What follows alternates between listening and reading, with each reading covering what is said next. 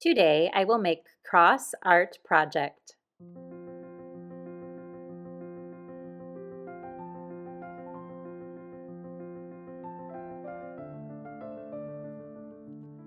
For this project I'm using watercolor paper.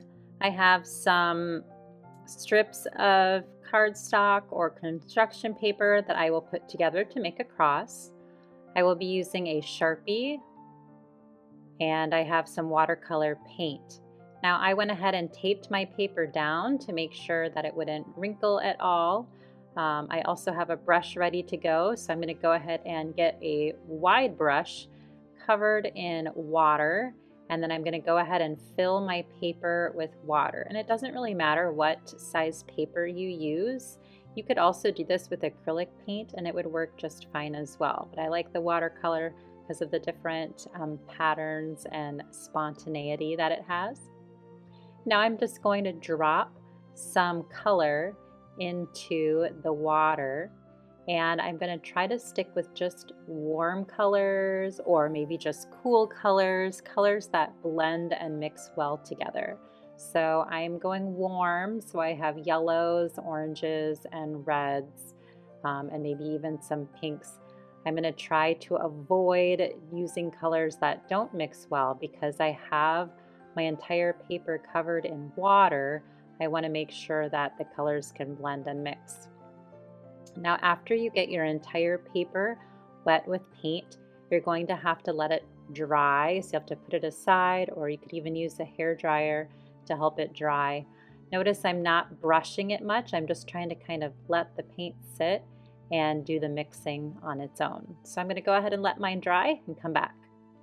All right, now I have 2 strips of paper that I'm going to tape together so that I can form a cross.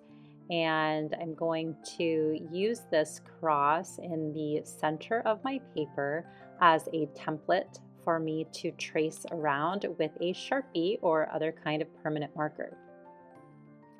I'm going to try to take my time. I'm using my left hand to hold my cross so it doesn't move, and then my right hand is doing the tracing with the Sharpie. I'm using a thick Sharpie so I get a nice thick line.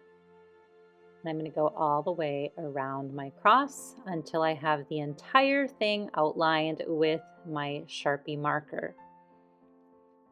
Trying to be very careful around all of my edges. And there you go. I am all set with my cross outline. The next thing I'm going to do is I'm going to make some shapes, kind of some organic shapes that touch each other and that fill up all of the rest of the space of my paper. So I'm kind of going for more rounded shapes, and I'm making them all kind of bump edges with the cross, with the outside edge of the paper, and with each other as well. If you make larger shapes, it will be easier later on. So you may want to start off with some larger shapes and then kind of fill in between them with some smaller shapes. Then you won't have quite so many to work with for the next step that we do. But it really is up to you. You can make very tiny shapes, very big shapes. You can do a mixture of both.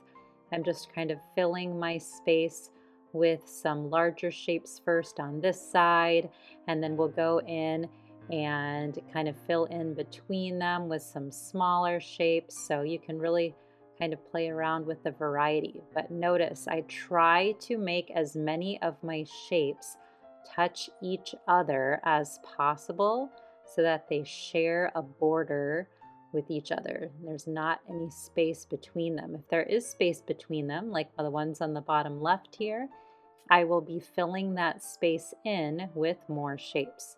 So you want to have all of your shapes touching each other all the way around if possible, so that there are not very many spaces left in between shapes. You can see I'm even making some very small ones to fill in some of the extra shapes that are left.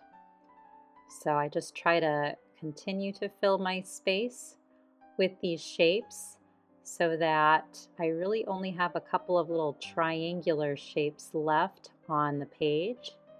Everything else is filled in with these kind of oval, circle, rock-like shapes.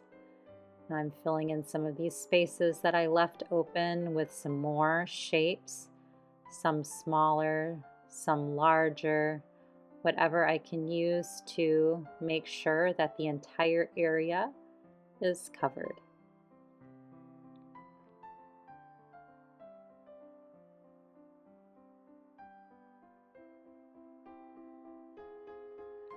At this point, I am going to color in with my Sharpie all of the negative space. So negative space is the space that's left around the shapes that I drew. So those little triangular shapes, pointed shapes in between all of the round ones that I added are all going to be colored in black with my marker.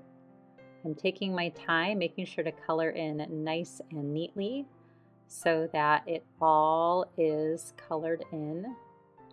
And I'm going to go ahead and do that all the way around until my entire picture has all of the negative space filled in. So you can kind of start at one point and work your way around, find all of the little triangles, the little areas of the negative space, and fill those in with your permanent marker so that it all is filled in and there's no more negative space still poking out.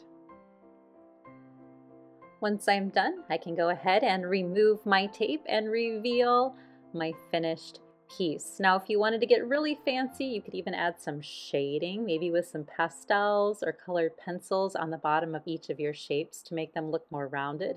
But I like mine as is, so I am going to call this a masterpiece and be excited that it is all complete.